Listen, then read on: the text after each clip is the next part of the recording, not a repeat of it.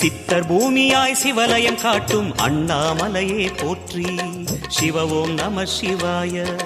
பக்தர் நெஞ்சினை சிவமயமாக்கும் சிவபெருமானே போற்றி.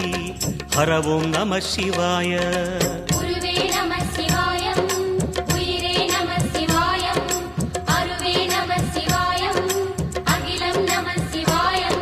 நம சிவாய நம சிவாய ஓம் நம சிவாய. நம சிவாய நம சிவாய ஓம் நம சிவாய.